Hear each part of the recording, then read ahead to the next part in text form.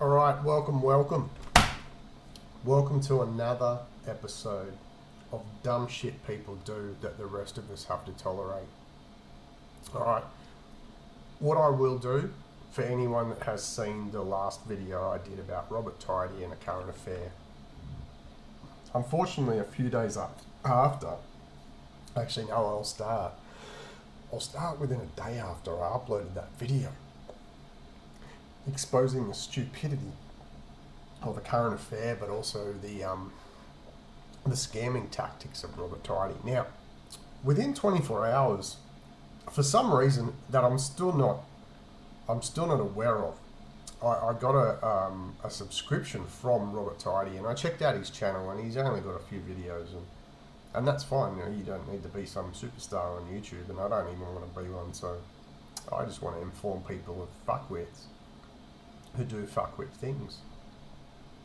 But for some reason, he subscribed to my last video about him. So he's obviously keeping an eye out on the internet for his name and any positive or negative things that pop up on the internet about him.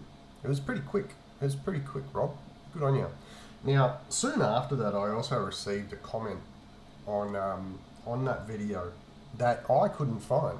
It said there was one comment. There were no other comments. It said there were one comment. And I checked, maybe it was in the spam filter. No. And I'm not a YouTube genius. I've got better things to do than work out how to fucking do YouTube every day. Like some people do. But good on them. I've just got other things to do. But yeah, I did notice one comment, and I did leave a comment for myself saying, whoever left that comment, please, I don't know, just do anything to make your comment visible. Because it wasn't even in the spam filter, it wasn't in the ready to review filter that YouTube seems to have. It wasn't anywhere. So I don't know who made that comment, but it did come in a very quick time around the time that Robbo T subscribed to my channel for some reason. And I'm yet to know why he did that. I'm just curious. I don't give a shit whether he does it or not. He can do whatever the fuck he wants as long as it's not taking advantage of people. If you want to subscribe to my channel, I'd be really curious to know why. So Rob, if you're out there, mate, and I know you're probably going to watch this as well, just fucking dump a comment, or maybe even use a secondary account saying you're Rob that doesn't get filtered, because I don't actually know why you subscribed to me or whatever that comment was. The only other comment other than Rob's and my comment was some sort of German person trying to hock some porn website, which I deleted because I really don't give a shit whether he thinks women are 0 or a 10 or a 5 or I don't fucking care, Mr. German person. I don't care. So anyway, the more interesting thing after that was what happened 3 days later. I received a copyright strike. My first ever... Oh, no, it's not actually my first ever copyright strike. But anyway, my point is, what happened was Channel 9, of all people... And I thought the copyright strike was going to be from Robbo T, but it wasn't. Good on him. But Channel 9 decided that they're going to copyright strike me. Now, I just decided that, hang on, that email can be done later. I just decided that I'm just going to look up the law, and it took me about 30 seconds to look up the law about fair use and fair dealing when it comes to using other people's property. Now, what you've got to remember is the Current Affair actually uploads their videos to their YouTube channel for free, right? So therefore, they are eligible to be used in a way of reporting on what they're reporting. And I'll start with the legal definition of fair dealing in Australia, all right, when it comes to supposed or alleged breaches of copyright. Okay, so what sprintlaw.com.au says, and I've had a chat to these people on the phone, and they said that you can use someone else's stuff, such as a current affairs, for these 5 reasons. And those 5 reasons are review and critique, research and study, parody and satire, reporting, and also legal advice. Alright, so let's start with review and critique. Yes, I took multiple shits on a current affair for continually spitting out a nightly news show that only serves to make the viewers dumber for watching it. If that's not a review or a critique, then I don't know what the fuck is. Alright, so still on the topic of review and critique, I also criticised Tracy Grimshaw for her lack of journalism skills, but I also commended her for excelling at her evolution of turning into her continually sagging neck into something that a pelican would be proud of, even if that pelican didn't have a beak full of fish. Okay? So, if I'm not allowed to just have a go at someone's looks, then what the fuck? You know? If Tracy came to me tomorrow and said, oi, but you've got these things that I don't like, and you've got these things that I don't like, I'd be like, alright, well, that's why I'm not your partner, and you're not my partner, Tracy. Alright, deal with it. We all have different ideals of what satisfies ourselves, so just fuck off. So, that's basically what I wish Tracy would do, and a current affair would do. Just fuck off, because you don't serve a purpose, mate, other than making people dumber for watching your TV show. So another review and critique that I had was I spent the next hour criticising the scammer Robbo T for his lack of humility in his dress sense and also his designer watch selection. However, the focus of my ire, or my anger, was mainly about his obvious scams and his lack of any professionalism when it comes to communicating in an investment or a business sense between him and his clients, or what more normal people would call suckers. Right? And so I only spent a short amount of time denigrating. Well, I wouldn't even call it denigrating, because denigrating means you're unfairly criticising someone. What I was doing was fairly criticising the people at a current affair, Tracy Grimshaw, also Robbo T, which I spent an hour basically calling Robbo T a scammer, and not a very good scammer either, which makes his victims just even dumber than he is. But the first 2 minutes or so was putting down a current affair for being shit. So the majority of my video was actually on Robbo T. And so I also spent part of that hour shitting on the dumb fucks who were convinced by Robbo T to give him all their life savings and retirement money, hoping that the next investment they make with him would make them rich. Again, even though the last one didn't. And now you know why I call them dumb fucks. Now, the second legal definition of fair use or fair dealing, depending on which country you're in, is research and study.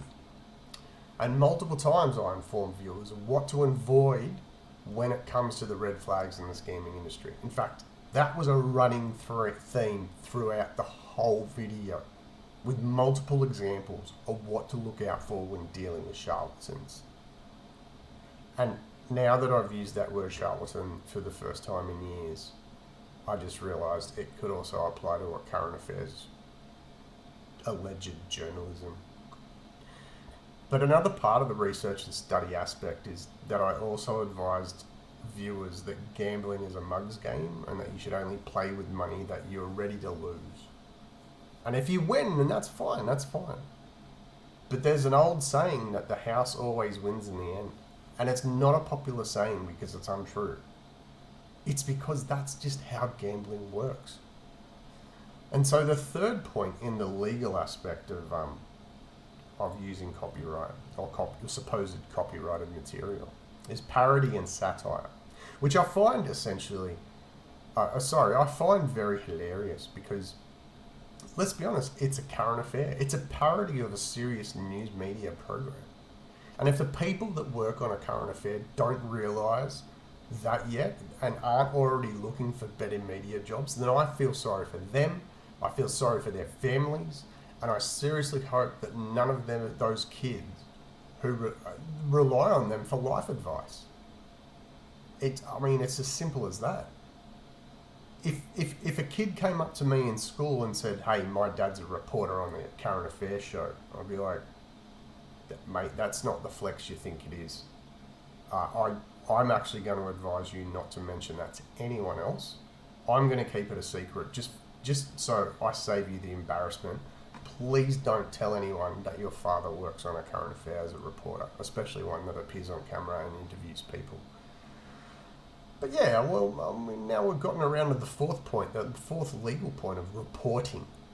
And I mean, I'm reporting to the general public on how to look for red flags of scammers. You know, both Robbo T, but also a current affair. And the fifth and final aspect is legal advice. And so multiple times I mentioned in that video that I'm reporting to the general public on how to look for red flags of scammers, both current affair and Robbo T. But you should also not invest in any company or person unless you can verify what they are saying is true by way of financial documents, such as annual financial reports of the company, profit and loss statements, earnings, ledgers, just anything to know their prospectus, for example. You know, every year a company will come out with their prospectus and say, like, right, this is what we aim to do in the future, this is what we've earned in the past, and therefore you can make an educated decision whether to invest in that company. Alright, and now the second legal advice that I had in that video is do not invest your retirement money, aka superannuation in Australia. Don't invest that with anyone who doesn't have a financial license accredited by a reputable firm. In fact, don't use your superannuation for anything other than what it was designed for. This is exactly why the government of Australia implemented the superannuation scheme. Not a scam, a superannuation scheme. To ensure that idiots like this and victims, like the ones in the video, don't lose their life savings to scammers unless they are at retirement age. Also, don't take legal advice from a current affair, do your own research, speak to an accredited legal practitioner before investing large amounts of any value to anyone. And so all of that turned a 13-minute news article from a current affair into a 1 hour, 13-minute video of what to be aware of when people come across scammers like Robbo T. So basically I hit all 5 points when I only needed one to avoid copyright. And these amateurs at Channel 9 hit me with a copyright strike because they're vindictive, and Tracy looks like a Karen who's waiting for someone who's taken too long in an all-you-can-eat restaurant because she's still hungry after the 5th fucking platter of the night. A current affair, they're a bunch of muppets, just without a green frog, a Swedish chef, a tall-headed crazy science puppet called Beaker, I think his name was, and a fuzzy bear called Fozzie, and Miss Piggy. Hang on, scrap that last one. But you see, they've only hit 1 out of 5, and apparently I'm the one in the wrong, and so I get a copyright strike. But I didn't give a shit. I waited. I sent my response back to YouTube, and it was basically, nah, I'm not taking that bullshit.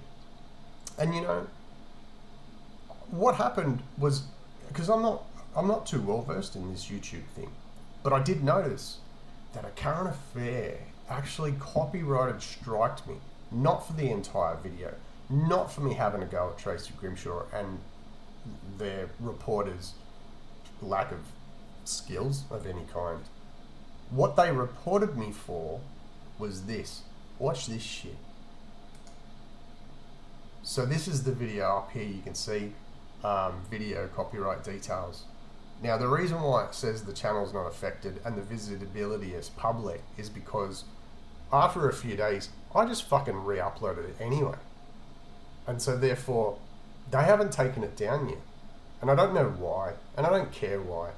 But what you'll notice is down here underneath, content identified in this video is listed below. And it's only, what's that? Like 45 seconds. And watch what this 45 seconds of their claimed copyright is. Watch this shit. Addition to Robbo T's latest international adventures. Catching limos in Las Vegas, tossing a coin for good luck in Rome's Trevi Fountain, In Malta, a hotel room table is filled with designer watches and blocks of cash. Can you see what these investors are angry, Rob? They've got nothing, and you're flying around first class and staying in five-star hotels. But hold on, I don't fly around, I fly around business class. When it was first happening, I'm like, where's this money coming from? I hope it's not the investment money, you know. Tanya Pickering is in additional pain, believing Rob Tidy that other parties caused Bartercoin to fail. She says she was then convinced to invest more money in his next venture. Tanya, you see? So what they've done, the majority of that were social media posts lifted off Robert Tidy's social media account and that young girlfriend who's there for the money and won't be there when he gets busted. But how am I getting copyright struck when they take someone's social media? So someone on social media, it's obviously Robert Tidy, has uploaded things, and now they're common things that anybody can look at, and blah, blah, blah. So they take them and make their TV show, but I'm not allowed to use that same stuff for the 5 reasons, which are review, critique, research and study, parody and satire, reporting, and also legal advice. I'm not allowed to use that, but they're allowed to lift someone else's content off their social media, in this case Instagram, and do a full... See, this is why I'm saying that the fucking people at A Current Affair are dickheads. They're idiots. They don't know how to fucking... It's so frustrating. Anyway, let's get to this new video, because A Current Affair, they've bitten something and they've thought, oh, that's tasty, we should have another bite. And so here's Tracy again. This was uploaded, last night or some shit, or this morning.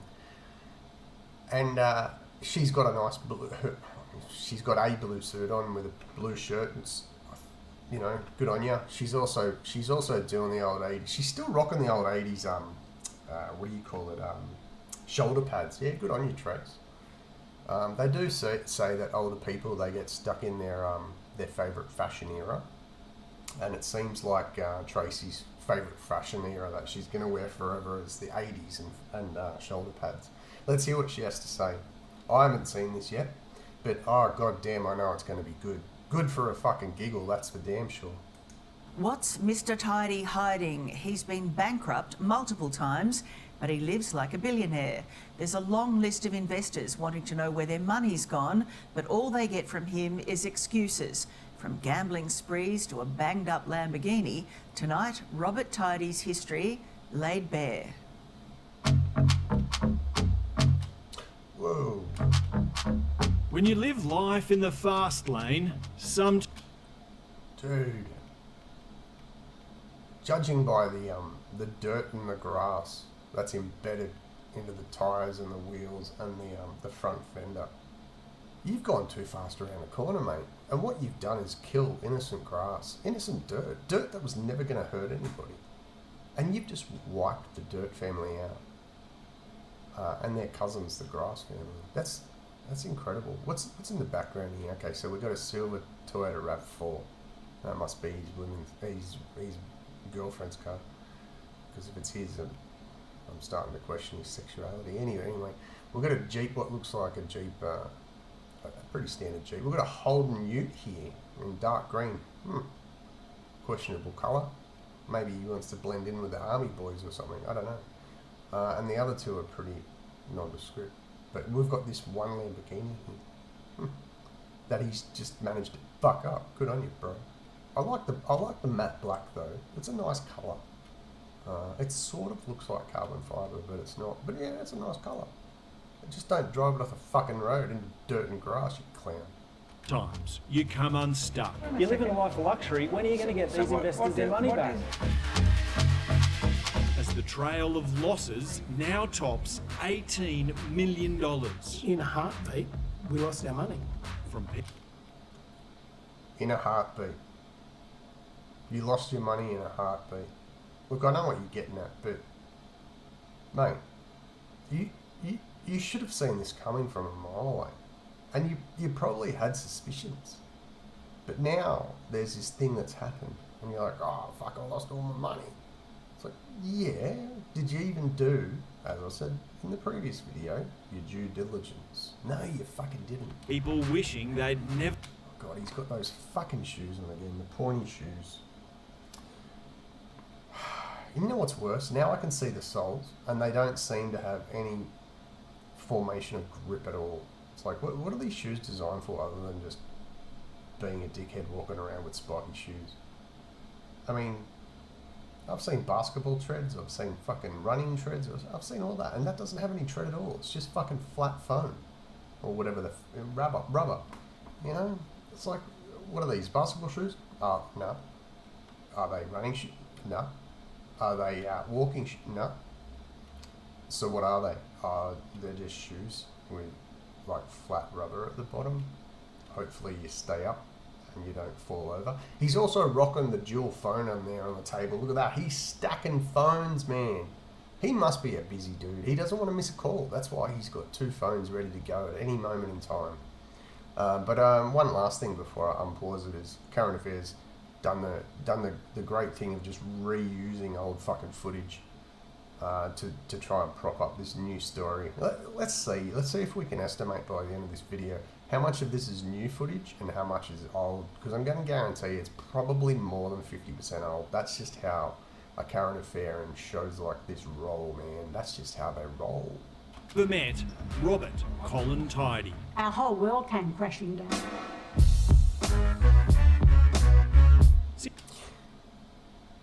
I can't remember the dude's name that oh yeah, Kyle Sandylands. Man, he's got a Kyle Sandylands look going on here. And that's not a good thing, you see. It's not a good thing at all. I'd be shaving that beard off and that mow off, because you look like Kyle Sandylands, and no one deserves to look like Kyle Sandylands. Not even Kyle Sandylands deserves to look like Kyle Sandylands. Since we first uncovered the 5-star lifestyle of a man who's filed for bankruptcy 3 times, more people have come forward sharing more heartbreak. What impact has Robert Tidy had on your life? He's absolutely devastated me. I have sleepless nights. I have nightmares. He's dashed our hopes of ever having the life which we've worked so hard and saved so hard to have. Jennifer Hercules and Eric Buckley are one of the largest individual investors impacted by Robert Tidy's failed business ventures, with losses totalling more than $1 million, some of it from her super. Once again, don't give your super to any investor unless they are a registered business and you know them quite well. Mrs. Hercules here, no relation to anyone of Greek origin, I'm sure. Mrs. Hercules here, she is to blame. Partly, if not mostly. But she seems to want to put the blame on solely on Robert Tidy. Now, what I did notice before was they did talk about Zipit Coin very quickly in the first video. But it seems like he's just going from coin to coin, scamming new people. And sometimes old people, which are the dumber ones, because they've been scammed before and they still believe the bullshit. Whereas these people, they seem to have somehow, and this is what really makes me wonder, how do these people at this age find out about this new thing that I've never heard of? And I've been researching crypto for fucking years, over a decade. And I've never heard of Bartercoin, I've never heard of Zipit Coin. How the hell did these people find out about it? Don't believe a word he says. He promises you the world and delivers zero. But they aren't the only ones. Oh, this reminds me, I forgot to mention in the last video, Robert loves to take selfies with his watches on display, even though a lot of them are ghastly and obnoxious. He still loves, and he loves to wear sunglasses too, and most of those sunglasses are also ghastly and obnoxious. But some of them do have the name of companies like Versace on them, so wow, nice one, awesome. Now, speaking out, A Current Affair has received more than 50 emails from people who claim to have lost money across a range of Robbo Tidy's planned cryptocurrencies, most of which have never launched. Robbo Tidy's dirty laundry goes so far back, it's actually ridiculous how he's managed to get away with it for this long. That's because there's a sucker born every minute, and that's what P.T. Barnum said, I think, in the late 1800s. So we can go back nearly 150 years to find a quote that tells you this is why people like Robbo Tidy get away with what they do, because there's a sucker born every minute. It's not surprising to me, and it shouldn't be surprising to anyone else. He knew I was a battling sole parent living on a disability support pension. The man has no moral code or ethics. Let's give this scumbag what he deserves. It's not only angry investors coming forward, but also former girlfriends who claim to have witnessed Robbo Tidy living a sleazy lifestyle. His Instagram account has several posts containing scantily clad women he'd met in a trip to Townsville. His Twitter account, which has now been shut down... Just want to have a quick read of this. I don't usually do Twitter, but hopefully it makes sense. So, hang on. You've got your own Twitter account, and your description of yourself is that you're one of Australia's leading entrepreneurs with many international business awards. And then you also have location Las Vegas, because that makes you look like you're a cool dude with heaps of cash. This is just narcissism at its finest. Town also reveals this comment made to Sophie Monk about a picture of her in a Milan hotel room. How long are you there? Are you solo? There are many intangibles. Dude, this is a lesson for any guy out there. Don't be a fucking creep. Seriously. Do you think women like that sort of shit? One of these women claims Robbo Tidy also went on gambling sprees, telling her... Mate, it looks like he's been on a fucking buffet spree to me. I know Las Vegas is known for its gambling. It's also known for its bloody buffets. And it looks like Rob's been fucking feeding himself quite a lot. He's been feeding his victims a lot of bullshit. He's been feeding himself a lot of buffets. Man, come on, bro. You know what? You know what's funny?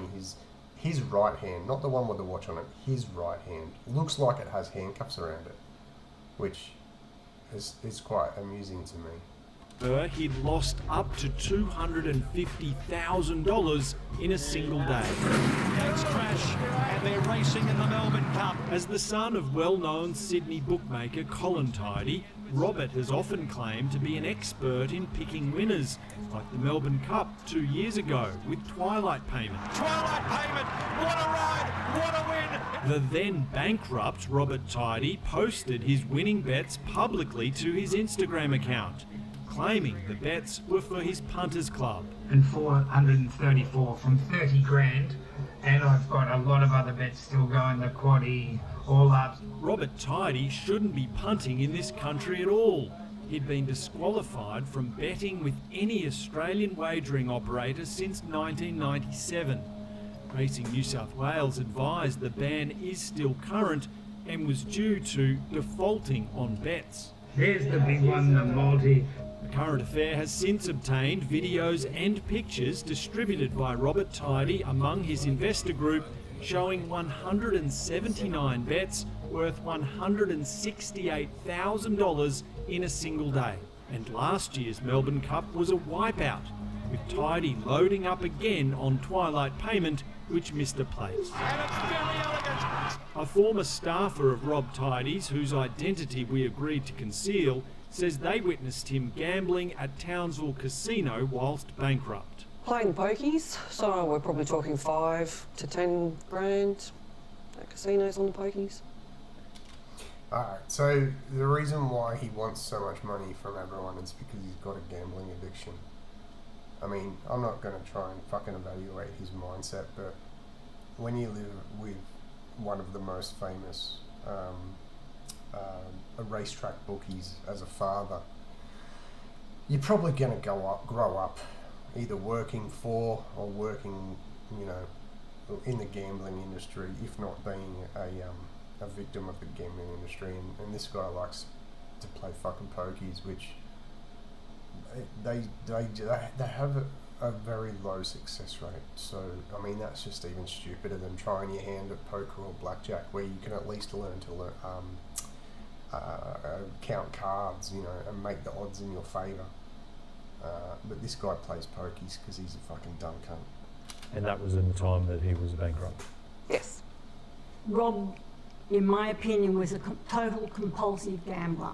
Jennifer and Eric say they weren't aware of the extent of Robert Tidy's gambling activity until after they had invested with him. When we first met, I told him that if it had anything to do with horse racing, we were out straight away. Like other burnt investors, the couple believed Robert Tidy to be a billionaire, based on the lavish lifestyle he led and his generosity in shouting them a holiday to North Queensland. He said, I'll pay for the lot. He said, leave your credit cards at home. We didn't have to do anything. He booked the aeroplane tickets, he booked the hotel, everything. So, you know, we were going out with a billionaire. And a generous billionaire at that. Yeah, so this is basically the same as Tanya's bloody story of, oh yeah, he took me out and he, you know, gave me a nice steak dinner and nice wine and blah blah blah blah. So I believed he was, you know, he's done the same thing. He's conned the same way that these people have been conned. It's just, it's so predictable. But generous, exactly, and everything he said was still believable. One thing Robert Tidy is good at is sounding believable, as we discovered when we confronted him in Sydney last month over his failed barter coin venture. Everyone that invested had a everything. I noticed this, sorry, I had to rewind. I noticed this in the last video that I made about this dickhead and the other dickheads. That there's a blonde woman in a black and white shirt that's sitting next to Robert Tidy when the cameras confront him.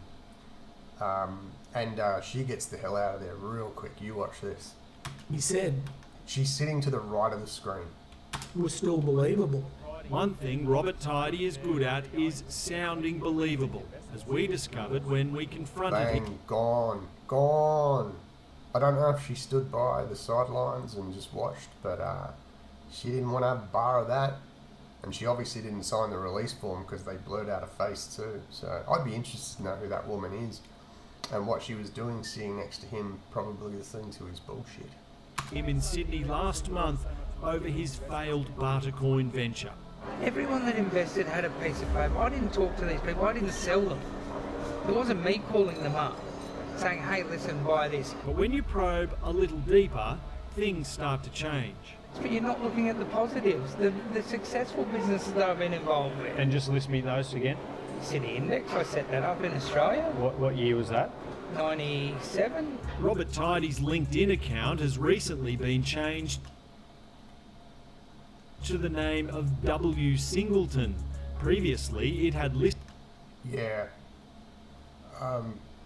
Gaming. Yeah. He also, on one of his bankruptcies, he lists his occupation as marketing specialist, which, as someone who despises advertising and marketing, it's especially online marketing, this guy, to call yourself a marketing specialist is actually quite on point, but it can describe you as scammy. A role of marketing executive at City Index. Oh, hello. Look at the top. Rob has also fostered connections to the stock market and is also known for whatever. Something ingenuity with a 168 IQ. Really, Rob? I need to see that, because if you're over 130 IQ, you are in the top 2% of the world's population. And I know that from experience. So anything over 150 and you're dealing with someone who is very, very advanced when it comes to thinking, and logical thinking mostly, because that's what IQ tests are for. They're to track logical thinking and pattern recognition. And those sorts of people who are very highly skilled at pattern recognition and logical thinking, they do tend to do well at life. But 168, that's... I want to know where he got that number from. I need some fucking proof. Specialties, conflict resolution. Well, I mean, you're not really doing a good job at it now. Someone's come up to you accusing you of scamming people, and your conflict resolution skills just seem to have gone out the fucking window, Rob. But basically, yeah, you know, Rob says if there is a problem, then he'll resolve it. And we're not talking about Ice Ice Baby by Vanilla Ice, because that was an empty promise that Vanilla Ice made in that song. But we're yet to see whether Rob Tidy here could resolve it. Maybe he might be the next Vanilla Ice. Who knows? You know, that whole early '90s rap era is deserved of a comeback. It's been way too long. Australia. What other successful businesses? I've been involved in many. Can you name any others? I've been many. Yeah, over the years, I had Tidy Laybets. You know, I had that was a successful business. I had, you know, again, do you think many you've told me too, and I think only one of them would be called a successful business. ASIC searches reveal Robert Colin Tidy has been a director of 21 different companies, 16 of which are now either deregistered or under external administration. There are also questions over claims.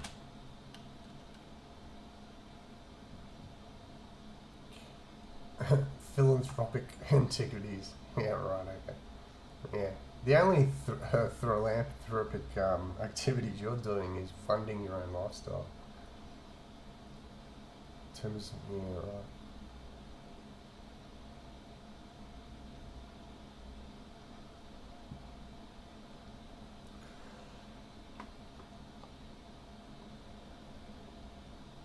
Claims on his various ventures that 10% of profits are given to charity. How much have you actually given to charity over the years? Plenty. How much? Plenty. Would be easily over 300,000. And to which charities? To many. Father Riley, Youth Off the Street. I'm actually experienced with Father Riley and the Youth Off the Streets program. It's called YOTS, so YOTS, YOTS. Youth Off the Street program. I was old. I was too old for their program, but I did meet a lot of people involved in that, and they were very caring people. Whether this guy actually donated to Youth Off the Streets or not, I don't know. I can't prove it unless he proves it. Well, then we just don't fucking know. But I have not heard the name Father Riley in probably about 20 years, but I have good knowledge and background on their work, and they try to do a very good job. There's obviously reasons why some youth who are street youth don't succeed in there, but that's not Youth Off the Street's fault. It's actually the fault of just society in general, not taking young people and providing them with the ability to succeed. Because if as far as I am aware, just from my experience, it's just like drug addicts, you know, and a lot of the kids are drug addicts. It's not, you can't just make someone stop being a drug addict. They need to want to become clean themselves. And so Youth Off the Streets do whatever they can to help those kids. But unfortunately they don't succeed 100% of the time, and it's not because of their inability to do their job, unfortunately. How much would have gone to him? I reckon I would have given maybe 100 to that charity. Father Chris Riley told The Current Affair there is no indication anyone named Robert Tidy has ever donated to Youth Off the Streets. I've never seen a cent go to a charity, and I don't believe there's ever been a cent go to charity. Robert Tidy provided a note from 20... There you go, Yachts. So he's fabricated a note, apparently. Thanks, treatment. Thanks for organising the great treatment the kids and my staff were given on the night of the State of Origin. Okay, so what, he paid for them to go to the game?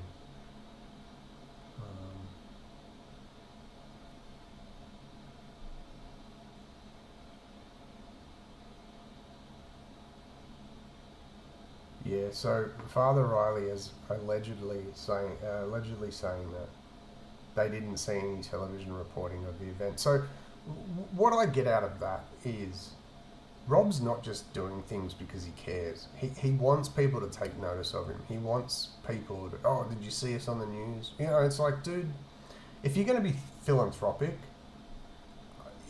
you just do whatever you want, you know? Don't do things because the news will look at you and go, oh, how good's this guy? No. Do it because you care. Don't do it for the for the exposure, you know. 25 years ago, indicating he did once pay for kids and staff from the charity to attend a State of Origin game. Nowadays, he woos new investors with warm hospitality. Jennifer and Eric were taken out on fishing trips by Robbo T and also wined and dined at expensive restaurants, even celebrating his birthday with him. This is Rob's 50th birthday lunch. We're just Is everyone? looking at all the yummy food. They also attended his 50th birthday party at the Sprawl. Dude, I've already said the word obnoxious too many fucking times already. But you got a birthday cake with your fucking face on it. Not only your face on it, but you wearing, what is it, Louis Vuitton, I think, like a scarf, and also showing your watch off, because that's just what you love doing. They also attended his 50th... Look at that. Really?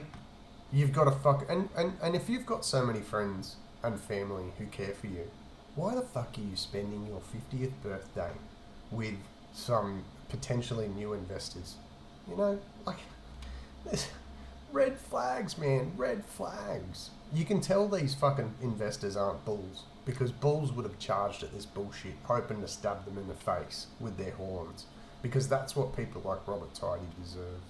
His birthday party at the sprawling mansion where he lives at Mount Tambourine near the Gold Coast, which is owned by his mother. He said that we were his family that he never had. Oh, please say something that lets me know that you thought that that was a really weird statement, okay? Because if what you say next makes you feel comfortable and wants to give him money, then you are on the wrong end of the stick, mate. He wanted us to be his lifetime family. Eventually, they say, Robbo T started offering investment information too. He said that it was better to sell some of my shares and invest the money with him because the money would be a lot safer with him. Okay, please tell me, Mrs. Hercules, please tell me that he gave you proof of why that would be true. Because if you don't, my respect level for you has just dropped down to a fucking zero. They had no idea of his bankruptcy history prior to making 5 separate investments in Robbo T's various cryptocurrency ventures called Zipit. The final instalment of more than $600,000 was to give them shares in a company called ZCVC. That both Eric and I would become directors. Holy crap. Are you serious? Are you fucking... Do you believe that shit? All of a sudden, this guy comes to you, wants to spend his 50th fucking birthday with you when you didn't even know the guy from last year or last fucking month. And then he says, oi, give us all your money, because those shares that you've got, nah, mate, your money can be better spent in my fucking bank account with my investments that I haven't proven to you yet. But, you know, just trust me anyway, give me your fucking money. And then he says, oh, you can be directors of my company. If anyone wants you to become a director of a company and you don't have prior experience in running any company, what the fuck do you think that means? It means you're an idiot and you're getting suckered by someone who's also an idiot, just not as much of an idiot as you are. Holy crap, this is a lot to unpack. Jesus Christ, man. So that we'd have control over the company, and that he would also put me on as a bank signatory, which never happened. It didn't seem that there was any major risks because it would be our company.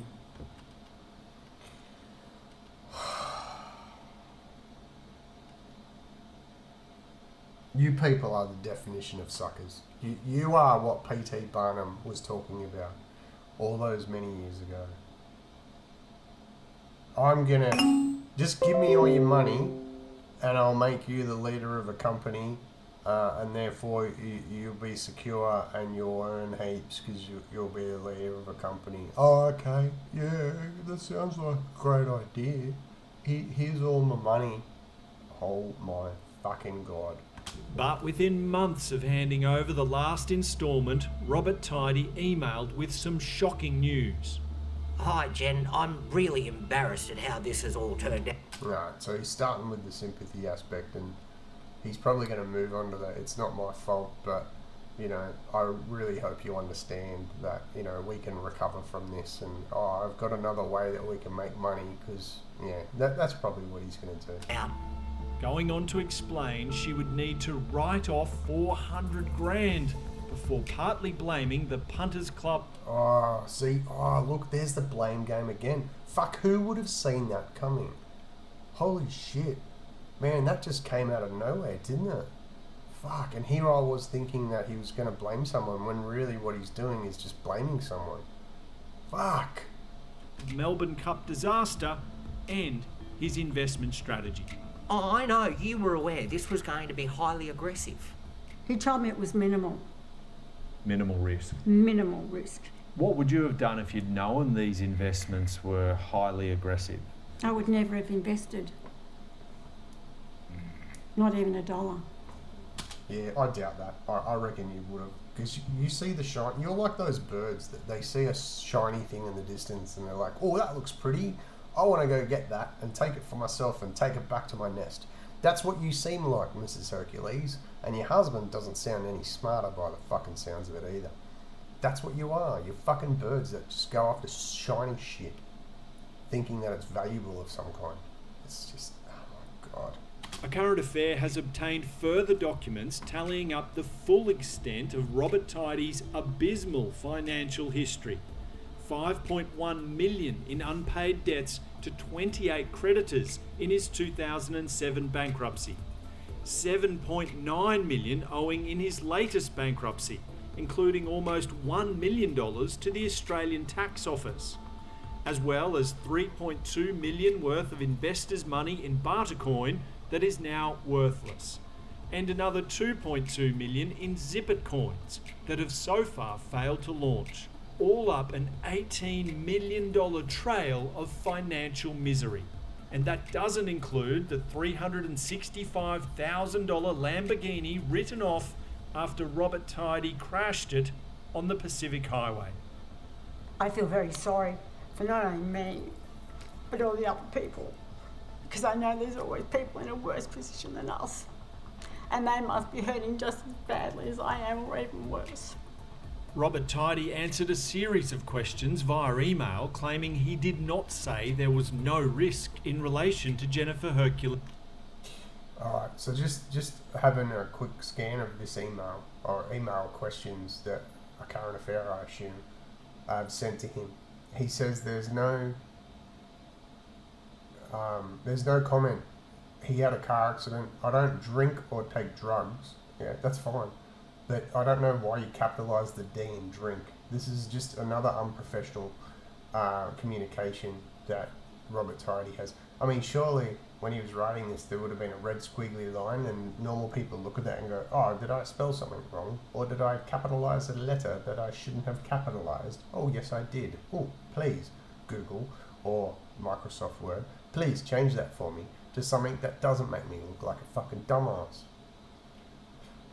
He's not sure of the significance of the crash and the insurance is paid out, whatever. In relation to Betsy, I don't care.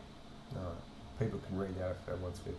His investment, also stating his bankruptcy trustee was informed of his gambling, which involved bets placed for other people.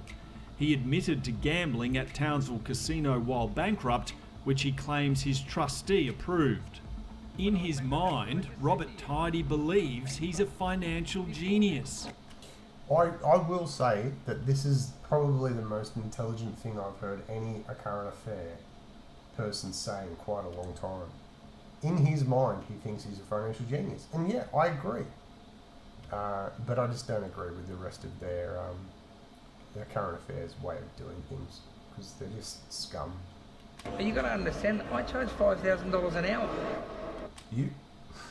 God damn. You think that this is like the old saying, it's like, yeah, but this thing's worth this much. It's like, yeah, how many people are buying it at that much? Because unless people are buying it at that much, it's not worth that much. For what? For my skills. What are your skills? Company doctor. Sorry? A company doctor. He's actually getting quite frazzled right now. You can see it in his face. I'm just going to rewind it 5 seconds. You can see it in his face that he's very uncomfortable answering these questions, and he's struggling to come up with answers. He's coming up with answers, but they're not answers that are genuine. If you watch his face, he's getting quite uncomfortable. You got to understand, I charge $5,000 an hour. Wait for the close-up. For what? For my skills. What are your skills? See, he actually, if you notice, his eyes actually look to the left then, which means he's trying to come up with whatever thing he can come up with to try and justify how he's not a fucking scammer. It's actually quite cool to watch this. A doctor. Sorry? A company doctor. He even uses the title doctor on hotel bookings. Was Robert Tidy ever a doctor? Absolutely not. No. Does he ever use that title? Yes, he does. This former staffer says she witnessed Robert Tidy's high-pressure sales tactics that convince people to invest so much money. There's always this last-minute sales and cheap this, and if you do it now, you'll get it for cheap. And because I've rolled you over from the last project, I'll give you this at a discounted rate. How bamboozling is all this stuff for that investor to understand? Oh, 100%. What he's saying? 100%.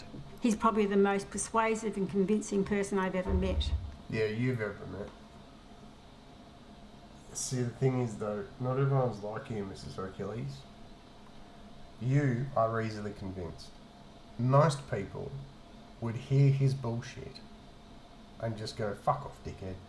Go away. I'm sick of hearing your crap, mate. But you are easily bamboozled. That's why you got bamboozled. And he always has an answer. What would you say to Robert Tidy himself if he's watching this? I am so disappointed in you, Rob. We loved you, we trusted you. We brought you into our home. You told us we were your family and that you would always look after us. Yes, you've really looked after us. Robert Tidy's latest crypto project has now apparently collapsed too, telling investors by email that a current affairs reporting is to blame. We'll be... I hope that my 168 fucking viewers of the first video were partly responsible for that as well. Because this guy is just a fucking shit scammer.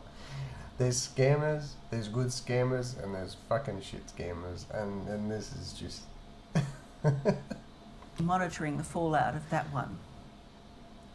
Alright, so what I want to end with basically is, if a current affair want to try and copyright strike me again, then prepare for war, mate, because your first copyright strike reasoning was just fucking bullshit. And if you're going to lift other content off other platforms and then present it as your own and then try and tell people that they can't do the same thing that you did, well then you're a fucking idiot. And really, look for a better job and please let us know what that job is, because then we can avoid you at that job as well. Because I'm trying to avoid a current affair as much as possible. Well, when they keep making humorous bullshit like this, I just have to fucking comment on it. Anyway. Love you all. Go fuck yourselves. See you later.